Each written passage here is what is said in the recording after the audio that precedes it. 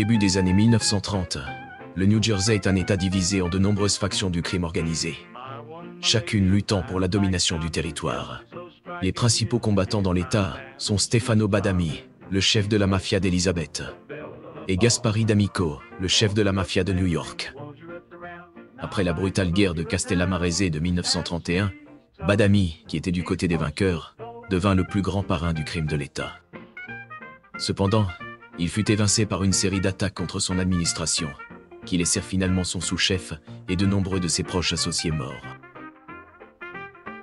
D'Amico devint alors le chef officiel du crime du nord du New Jersey, mais après une tentative d'assassinat orchestrée par le parrain de New York Joseph Profaci, D'Amico s'enfuit en Italie en 1937, laissant une place que Badami récupéra par la suite. En 1955, alors qu'il se trouvait dans un bar à New York, Badami fut poignardé à mort, et son rôle fut repris par son sous-chef, Filippo Amari.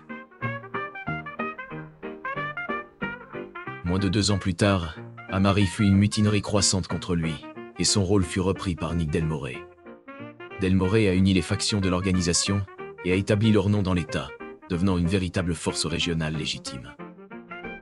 Avant de décéder en 1964, Delmore nomma son neveu, Simone De Cavalcante, comme son successeur. Cependant, un certain nombre de poursuites judiciaires ont conduit De Cavalcante à prendre sa retraite et à s'installer en Floride. En 1982, Giovanni Ricci, l'un des hommes préférés de De Cavalcante, devint le nouveau chef de la famille. Mais Ricci faisait face à plusieurs problèmes qui allaient finalement mettre fin à sa carrière dans la rue.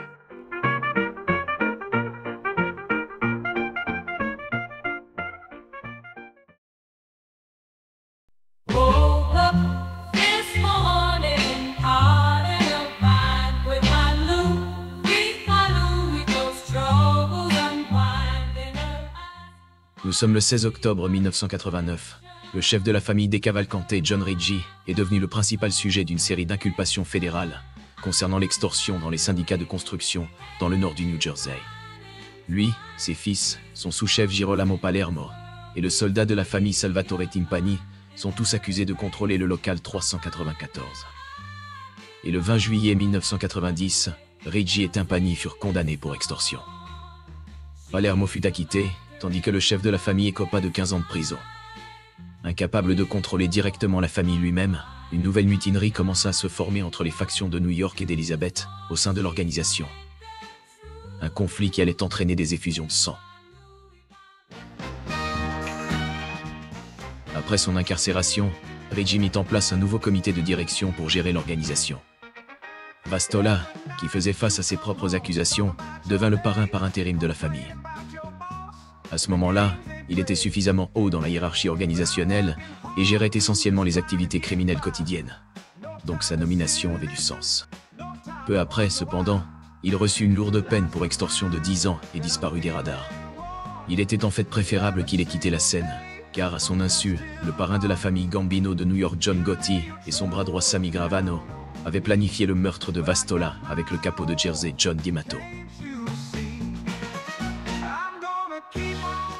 Les années 90 étaient une période intéressante pour l'équipe du nord du New Jersey. La famille vivait encore dans l'ombre de New York et restait sous la poigne de fer des Gambino. Pendant ce temps, l'agressivité croissante des hommes de l'organisation avait commencé à faire monter le nombre de victimes, alors qu'ils essayaient de prouver aux hommes du Nord qu'ils étaient, en fait, une force à craindre.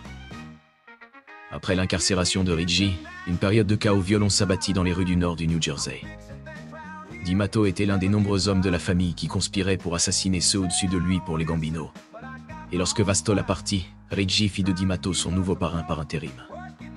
D'Amato, qui était devenu capo à Elizabeth dans la décennie précédente, exerçait une grande influence sur les raquettes de main-d'œuvre de la famille, travaillant aux côtés de Palermo tout en générant des profits grâce à de nombreuses opérations de jeu avec Maggiore.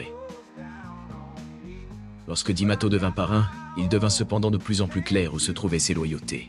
Il était un marionnette évidente de la famille Gotti, prêt à saboter ses propres hommes pour obtenir les faveurs de New York.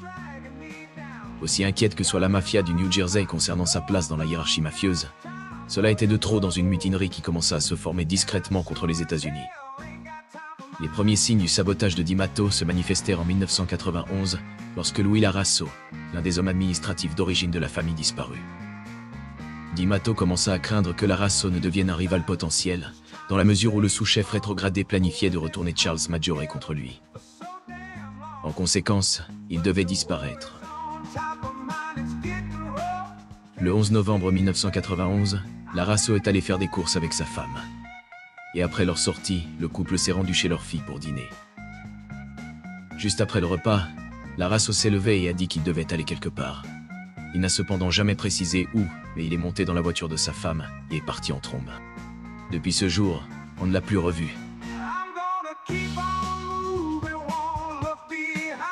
Stefano Vitabilli, le conciliateur de longue date de la famille, dirigeait secrètement les affaires en arrière-plan, sans que ses hommes ni son nouveau parrain par intérim ne le sachent.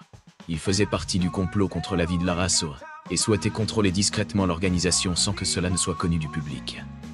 Il avait lui-même conspiré contre de nombreux membres de la famille, qu'il considérait comme des menaces potentielles. Et lorsque l'Arasso disparut, D'Amato était le suivant sur la liste.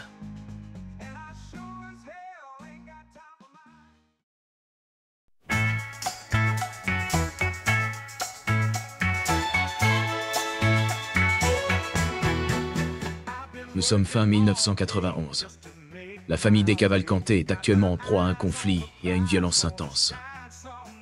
Les hommes meurent à droite et à gauche, alors que l'organisation commence à se retourner contre leur parrain par intérim John D'Amato, qu'ils commencent à percevoir comme une marionnette de la famille Gambino de New York.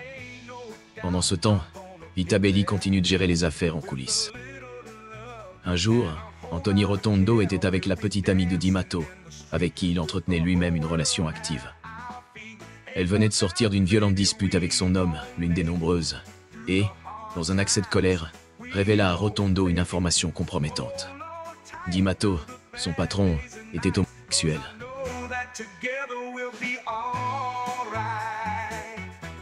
Elle révéla que D'Amato fréquentait activement des clubs échangistes à Manhattan, où il participait à de grandes soirées sexuelles et la trompait avec des hommes. Rotondo commença presque immédiatement à partager ce secret, qui parvint au capitaine de la famille Anthony Capo. Vitabelli, qui voulait se débarrasser de D'Amato, était satisfait de ce qu'il avait entendu.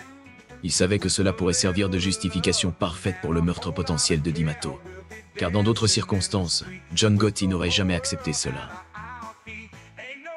Le conciliaire se rendit au complexe correctionnel fédéral de Butler pour rendre visite à Reggie et lui raconta tout. Les gangsters craignaient qu'avoir un patron homosexuel ne rende l'organisation déjà rejetée encore plus inférieure aux yeux de leurs associés à New York. Une stigmatisation dans la mafia qui ternirait toute perception qu'ils pouvaient encore avoir. Cela, ajouté à leur aversion pour D'Amato, annonçait sa perte. D'Amato était maintenant sur la sellette, et les hommes choisis pour planifier le coup étaient Vinnie Palermo et Anthony Capo.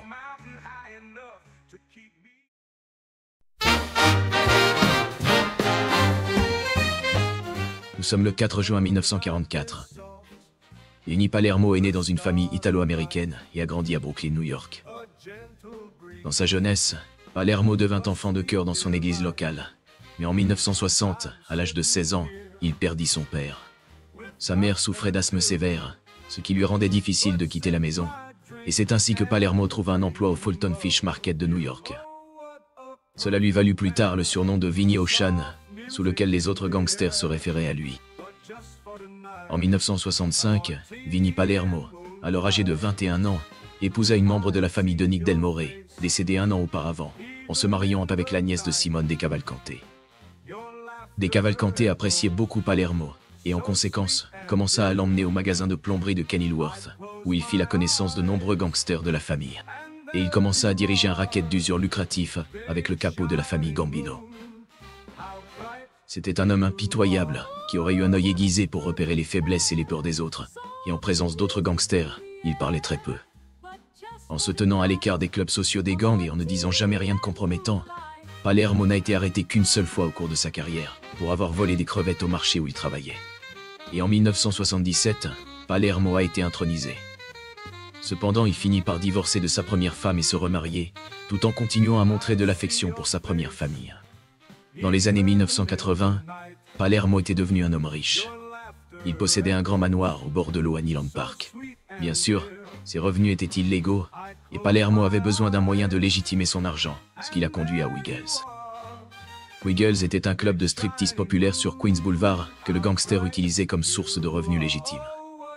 Avec une grande famille, une maison encore plus grande et une entreprise licencieuse à son nom, Palermo était un homme heureux, et sa carrière ne fera que décoller en 1989, lorsqu'il a liquidé Fred Weiss. Palermo avait effectué ce travail aux côtés de son compère gangster Anthony Capo, et les deux hommes deviendraient dès lors des gangsters haut placés.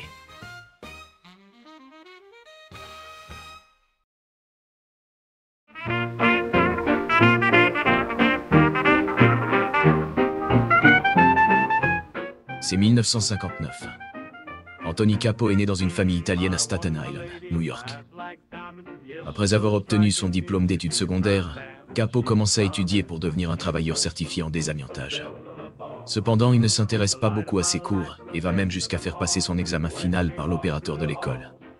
En conséquence, il ne connaît rien au désamiantage. À la fin des années 1980, Capo est officiellement reconnu par les forces de l'ordre comme membre de l'organisation des Cavalcantes de John Ritchie. Au fil du temps, il a obtenu sa propre équipe à New York. Pendant ce temps, il gérait une opération de prêt usuraire qui a duré 8 ans avec Joseph Watts, un associé germano-italien haut placé de la famille Gambino. Entre 86 et 94, ce stratagème a rapporté plus de 12 millions de dollars. Connu pour être un cocaïnomane enragé et un homme violent, Capo était le genre de gangster envoyé lorsque les patrons voulaient que quelqu'un soit traité violemment. Il aimait faire du mal aux autres par tous les moyens possibles, couteaux, armes à feu, poings, et s'est forgé une réputation en partageant fièrement ses histoires à ses associés. Dans une conversation enregistrée, on entend Capo se vanter d'avoir attaqué un homme qui lui devait de l'argent. Il explique comment le gangster en question est entré dans son bar en criant pour récupérer son argent. Je lui ai vraiment éclaté la gueule. Ce con n'est pas mort, mais je l'ai bien défoncé. Je l'ai tailladé de partout. Je l'ai tellement haché qu'il ressemblait à de la viande pour chien. Ensuite, je l'ai foutu dans la bagnole.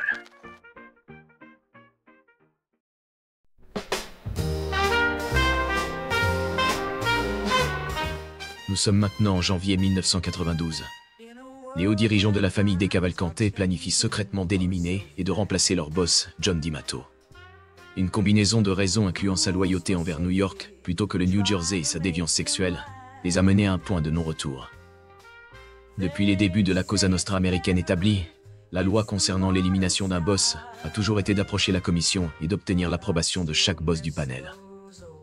Cependant, ils ont estimé qu'il valait mieux garder l'embarras caché, en particulier de John Gotti, et simplement assassiner le boss en secret. Pendant ce temps, D'Amato était récemment revenu à New York de Floride et était allé voir sa petite amie à Milbassin, Brooklyn. Alors qu'il était chez elle, il reçut un appel de Capo, qui lui proposa d'emmener le boss déjeuner en ville. D'Amato accepta, et après être parti, il marcha un pâté de maison plus loin. Là, Capo et un autre gangster, Victor De Chiara, arrivèrent en voiture auprès de D'Amato. Il monta à l'arrière et dit aux hommes « Allons manger ». Cependant, alors que De Chiara commençait à appuyer sur l'accélérateur, Capo, assis sur le siège passager, se retourna pour faire face à D'Amato avec une arme à feu dans sa main. Bam! 2 balles au visage. Son corps fut conduit à une planque, où il fut déposé par Capo et Rotondo pour que d'autres hommes s'en débarrassent. Sur le cadavre, ils trouvèrent 5 000 $ et les donnèrent à De Chiara en compensation pour sa voiture désormais tachée de sang. Dans l'enquête qui a suivi, la police a pu retrouver la voiture et a découvert le sang de D'Amato partout sur la banquette arrière. Cependant, ils n'ont jamais retrouvé le corps, et D'Amato a été signalé comme disparu. Avec sa disparition, le rôle de boss est revenu au sous-boss par intérim, Gioacchino Amari.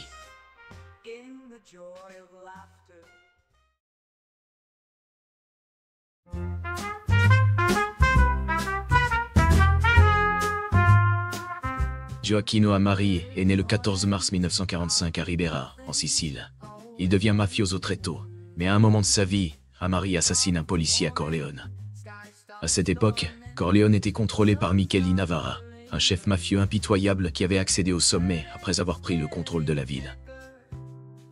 Après avoir commis ce crime, Amari s'enfuit aux États-Unis, où sa véritable histoire commence.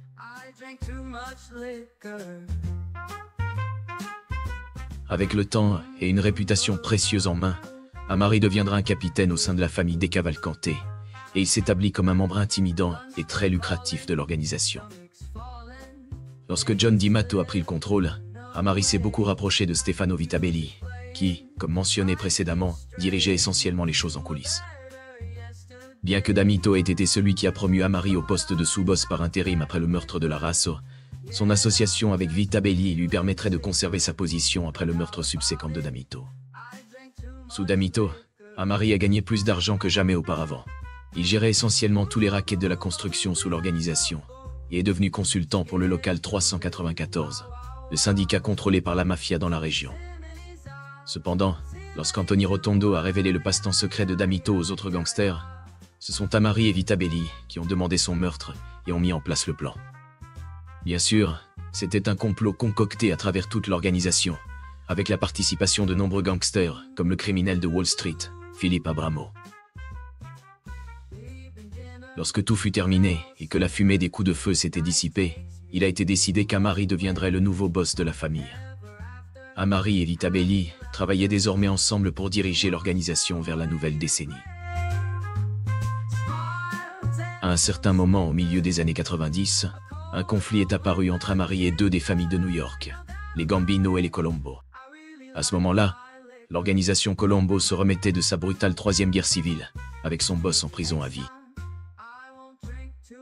Alors que les Gambino se remettaient de la chute du règne de John Gotti, causée par le sous-boss devenu informateur Sammy Gravano, les Decavalcante avaient recruté Louis Consalvo et Gregory Rago. Les deux étaient des gangsters de New York qui ne pouvaient pas être intronisés dans la ville pour devenir membres dans le nord du New Jersey. Cela en soi n'était pas un problème. Cependant, ce qui posait problème, c'était que les deux hommes avaient commencé à gérer un club social rentable sur Mott Street à New York, ainsi qu'un certain nombre de rackets à Manhattan. Leur tribu, bien sûr, remontait à Amari, et cela dérangeait les hommes au nord de Jersey. Vitabelli et Amari représentaient leur famille, tandis que les Colombo envoyaient le consiglière par intérim, Vinny Aloy. Les Gambino avaient leur boss de rue Nick Carozzo, et les hommes ont commencé à discuter de la meilleure façon de régler pacifiquement leurs différends. Tout le monde voulait une part du gâteau, mais comme le soutenaient les New-Yorkais, puisque Rago et Consalvo opéraient dans une zone contrôlée par des gangs, leurs tribus devraient remonter à ces gangs respectifs. Le problème a cependant été résolu lorsque les hommes se sont mis d'accord sur une nouvelle règle, selon laquelle les Decavalcante ne pouvaient introniser que des hommes de Jersey et du sud de Philadelphie. Cependant, juste au moment où les choses semblaient aller bien, Amari allait faire une découverte choquante. Il était en train de mourir d'un cancer de l'estomac.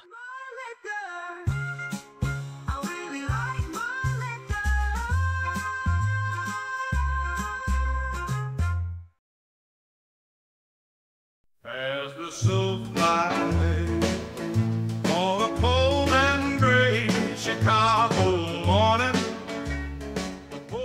En 1995, le chef par intérim de la famille Decavalcante, Gioacchino Amari, vient d'être diagnostiqué avec un cancer de l'estomac, et il ne lui reste plus beaucoup de temps à vivre. Son conseiller, Stefano Vitabelli, l'approche avec l'idée de mettre en place un système de comité dirigeant composé de 3 mafieux haut placés qui pourraient l'aider à faire respecter sa volonté dans la rue. L'idée passe par Reggie, qui l'accepte, et un partenariat de 3 gangsters est créé. Girolamo Palermo, Charles Maggiore et Vinny Palermo. Pendant ce temps, Palermo lui-même faisait face à des problèmes juridiques avec son entreprise, le Wiggle Strip Club. La ville de New York avait commencé à sévir contre les entreprises indécentes situées à une certaine distance des zones familiales, telles que les écoles et les églises. Une étude menée par le gouvernement municipal avait conclu que les établissements pour adultes apportaient des crimes violents et des individus dangereux dans ces zones. Il a donc été décidé que toute entreprise de ce type située à moins de 500 mètres d'une école ou d'une église devait fermer et se déplacer. Wiggles faisait partie de ces entreprises. Cependant, la loi était fortement contestée et remise en question par les propriétaires de ces établissements, car ils soutenaient que les services pour adultes étaient simplement une extension du premier amendement sur la liberté d'expression. En 1995, une proposition a été élaborée pour satisfaire les deux parties, connue sous le nom de la règle du 60-40. Cette règle stipulait que toute entreprise pour adultes située dans cette zone pouvait légalement rester ouverte si seulement 40% au moins de l'entreprise était consacrée aux services pour adultes. Ainsi, Palermo gardait les lieux vides à 60% en permanence, et son flux de trésorerie légale restait actif. Entre-temps, l'état de santé d'Amari se détériorait, et en 1997, il était arrivé à un point de non-retour. Allongé dans un lit d'hôpital, Amari, âgé de 52 ans, succomba à sa maladie et mourut d'un cancer de l'estomac le 14 juin, laissant un vide de pouvoir au sein de la famille. Soudain, tout le monde voulait une part du gâteau, et personne ne savait qui était vraiment le boss. Vita Belli s'imposa et institutionnalisa le système de comité à 3 hommes, comme étant désormais le système officiel de la famille Decavalcante, une idée unique qui n'avait pas été proposée dans d'autres familles par le passé. L'organisation avait maintenant un chef mafieux à 3 têtes. L'idée derrière ce système était de maintenir la stabilité dans le nord du New Jersey, jusqu'à ce qu'il puisse trouver l'homme idéal pour diriger l'organisation. Vita Belli allait jouer le rôle de médiateur entre les 3 capitaines dans une sorte de système d'équilibre des pouvoirs.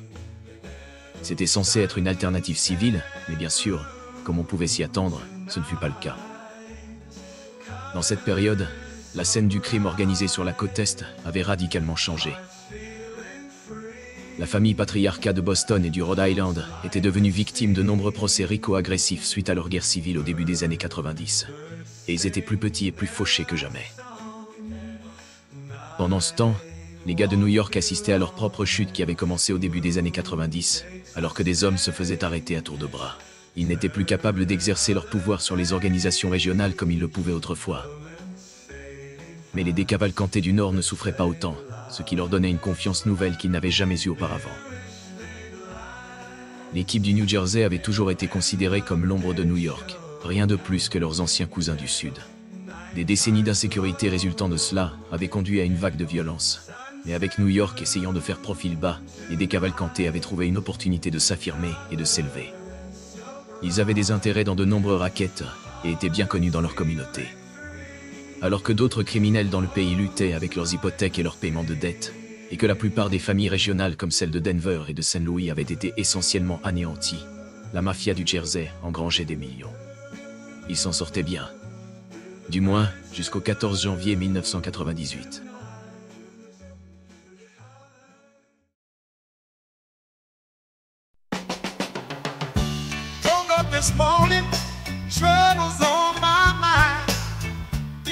Au petit matin du 14 janvier 1998, 3 hommes entrent au rez-de-chaussée de la Tour Nord à New York. Ces hommes, dans la quarantaine, étaient Richie Gillette, Melvin Falk et Mike Reed de Brooklyn.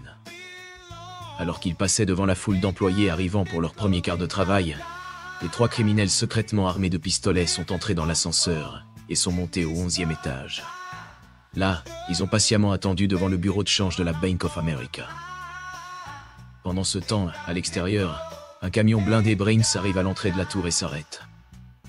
2 gardes de sécurité sortent du camion et apportent 3,2 millions de dollars en sacs d'argent, dont la moitié en devises étrangères qu'ils chargent ensuite et amènent dans un monte-charge. L'ascenseur s'arrête au 11e étage, où se trouvait le bureau de change, et les 3 criminels passent immédiatement à l'action. Ils tiennent les gardes en joue, les attachent et chargent l'argent dans leur sac de sport. Ils ont envoyé l'ascenseur à un étage en construction, pendant qu'eux-mêmes prenaient l'ascenseur des passagers. Ils sont descendus au rez-de-chaussée, sont sortis de l'ascenseur et sans le savoir ont retiré leur masque en pleine vue d'une caméra de sécurité. En fait, ils ont regardé directement dans la caméra en quittant la tour avec seulement la moitié de ce qu'ils croyaient être des billets de dollars américains. En quelques heures, les photos des hommes ont été diffusées à la presse et la police a lancé un avis de recherche sur les gangsters. Ils venaient de Windsor Terrace, un quartier contrôlé par la mafia, où ils étaient apparemment très mal vus par les autres habitants.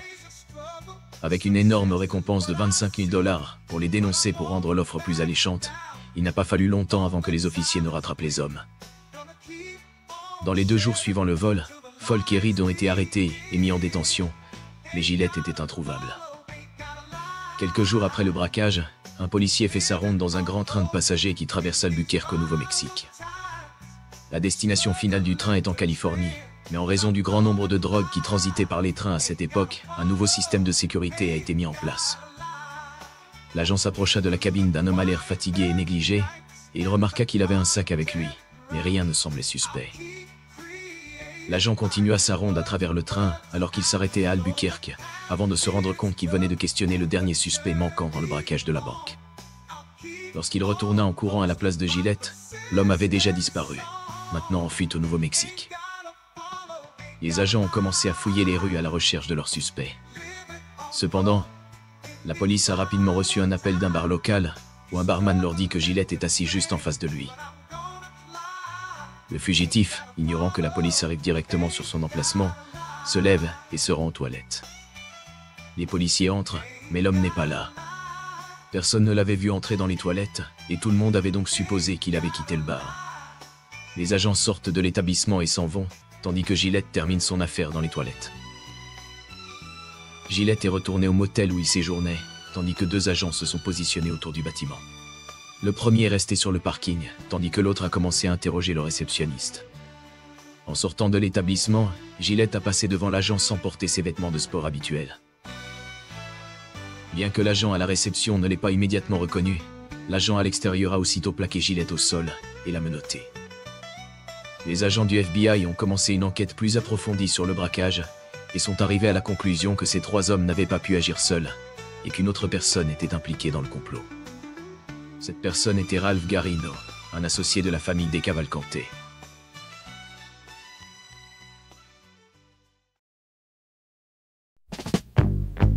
He may not live in a mansion, there's no power that he wields. Ralph Garino était un gangster intéressant. C'était un homme de petite taille qui se distinguait parmi les hommes qui l'entouraient. Il attachait une grande importance à son apparence et à sa façon de s'habiller, et n'était pas vraiment un combattant ni un voyou de rue. Son domaine de prédilection était plutôt le vol. Ralph adorait planifier des coups et les exécuter, comme une série de stations-service illégales qu'il exploitait à New York. Et après le braquage de la banque, la police a relié Garino au complot. Il avait rencontré un employé du World Trade Center, nommé Salvatore Talciano, qui lui avait fourni un badge d'employé provenant de l'un de ses amis. Il a révélé le jour et l'heure de la livraison de Brinks, et les 2 hommes ont travaillé ensemble pour préparer et réaliser le complot. La nouvelle de la divulgation du complot n'a jamais vraiment atteint les hommes du nord du New Jersey, et en conséquence, ils ne savaient pas ce qui se passait. Garino lui-même voulait se débarrasser de sa part de l'argent pour ne pas être pris avec, mais c'était trop tard. Moins de 10 jours après le braquage, la police s'est présentée à sa porte et l'a arrêté. Ils ont informé le gangster des accusations auxquelles il faisait face et ont réussi à le convaincre de porter un micro pour devenir un indicateur contre l'organisation. Ils lui ont fait porter un dispositif d'écoute et ont commencé à écouter. Ce que le FBI a entendu était inquiétant. Une guerre civile était en train de couver dans le nord du New Jersey entre 2 hommes de haut rang, Charles Maggiore et Vinnie Palermo. Les 2 capots faisaient partie du panel dirigeant de la famille et étaient des rivaux qui voulaient le contrôle. Il a été découvert que Maggiore, furieux à l'idée de ne pas être le patron de la famille, préparait un complot pour assassiner son rival, et pour ce faire, s'est tourné vers son soldat, James Gallo.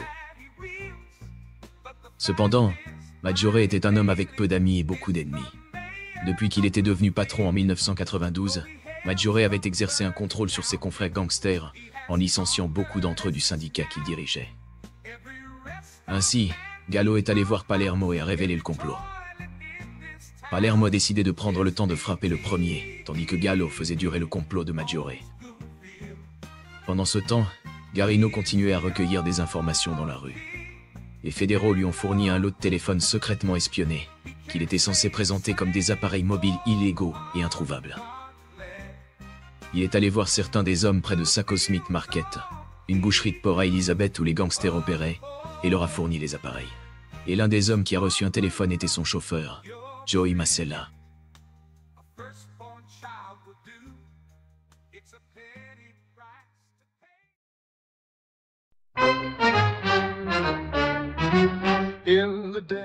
Masella est né en 1948 dans une famille d'immigrants à Brooklyn. Grandissant dans le même quartier que des hommes comme Palermo, Di Matteo et Maggiore, il s'est impliqué dans des activités criminelles dès son jeune âge. Joey a perdu son père Alex Masella quand il était jeune, lorsque son père a été électrocuté en travaillant sur le chemin de fer. Le jeune gangster a été laissé à la charge de sa mère, qui serait mentalement abusive. Alors que Palermo montrait son forte initiative et montait dans les rangs de la mafia, il prit Masella sous son aile, comme une sorte de protégé, étant donné que les 2 hommes étaient de bons amis. Il donna à Masella une petite équipe d'hommes comme Capo et Gallo, et il dirigea une franchise de jeux de hasard à grande échelle. L'argent provenant de son racket, ainsi que son rôle de garde du corps de Palermo, maintenait sa position élevée dans l'organisation. Cependant, au fil des ans, Masella se révéla être complètement incompétent. Après son mariage, Marcella s'installe à Staten Island, mais développe une addiction au jeu. Cette dépendance ruine ses affaires et l'endette lourdement. Il passe de la richesse à une vie précaire, cherchant désespérément à gagner de l'argent. Incapable de rembourser ses dettes auprès d'usuriers, il vécut dans la peur, passant la plupart de son temps cloîtré chez lui. À la fin des années 90, Marcella avait accumulé une dette de 450 000 $. Il conduisait Garino pendant que celui-ci parlait de problèmes d'argent et de moyens potentiels de gagner de l'argent avec lui.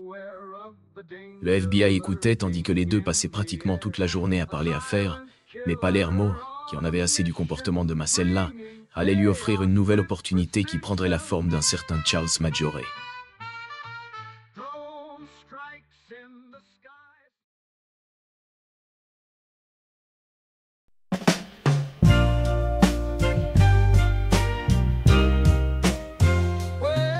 Palermo, craignant pour sa vie, décida d'agir préventivement contre Maggiore. Il envoya une équipe d'assassins composée de Marcella, Capo et Gallo. Le groupe se posta devant la maison de Maggiore à Linden, sans plan précis, espérant le surprendre à sa sortie. Après une longue attente infructueuse, ils remarquèrent la présence d'une voiture de police d'État garée à proximité, appartenant aux voisins de Maggiore. Face à cette complication et à la nervosité grandissante, Marcella décida d'abandonner la mission et de partir. Marcella, craignant ce qu'il avait fait, s'envola pour la Floride alors que les choses se calmaient dans le New Jersey. Là-bas, il appela Palermo et lui annonça qu'il ne poursuivrait pas le plan. Sa chance de faire progresser sa position de bien servir Palermo et de devenir un homme fait était désormais réduite à néant. Pendant que Palermo reconsidérait sa position face à son rival, le boss décida qu'en fin de compte, le plutôt défavorable Maggiore n'était pas une réelle menace pour lui, car il avait les capitaines derrière lui. Bien que la famille soit dirigée par un panel de 3 hommes, Palermo était essentiellement le seul acteur principal sur le terrain, et le contrat sur Maggiore fut abandonné, mettant fin à la potentielle guerre civile. Il reconsidéra également sa position vis-à-vis de Marcella, qui était devenue une telle honte pour les gangsters du New Jersey, qu'il fallait faire quelque chose de drastique à son sujet. Le 10 octobre 1998, Marcella reçoit un appel d'un bookmaker de la mafia nommé Steve. Steve, qui devait de l'argent à Marcella, lui indique au téléphone qu'il a environ 10 000 $ prêts à lui remettre, et lui donne un lieu de rendez-vous. Marcella monte dans sa voiture et se rend à l'endroit indiqué, mais ne trouve personne sur place. Greco se tenait parmi de nombreux autres hommes, et Marcella comprit enfin ce qui se passait. Bam! Le gangster fut emmené d'urgence à l'hôpital peu après, mais il était déjà trop tard. L'histoire de Marcella était terminée, et celle de Garino avait pris une impasse. Avec la mort de Marcella, une restructuration était inévitable. Palermo, cherchant à transformer les Decavalcante en une véritable organisation mafieuse, savait que de grands changements étaient nécessaires. Ralph Garino fut alors confié à Joseph Sclafani, un mafieux de l'ancienne école. Sclafani, reconnu pour son expérience et sa discrétion, fut chargé de gérer Garino et de stabiliser la situation au sein de la famille. Malgré les progrès apparents de la famille Decavalcante, les problèmes ne tardèrent pas à surgir. En l'espace de quelques mois, des événements inattendus commencèrent à bouleverser la situation. La famille, malgré son apparente prospérité et sa stabilité retrouvée sous Palermo, se retrouvait face à des menaces croissantes qui allaient bientôt provoquer une série de revers dévastateurs. Les autorités intensifièrent leurs efforts, des rivalités internes émergèrent et des erreurs de gestion se produisirent. La solidité apparente de l'organisation commença à se fissurer et les premiers signes de déclin se manifestèrent, menaçant de décimer la famille Decavalcante pour de bon. Merci de m'avoir accompagné aujourd'hui. Si vous avez aimé la vidéo, pensez à laisser un like et à vous abonner à la chaîne. Prenez soin de vous et à très bientôt. In her arms I found my sweetest dream.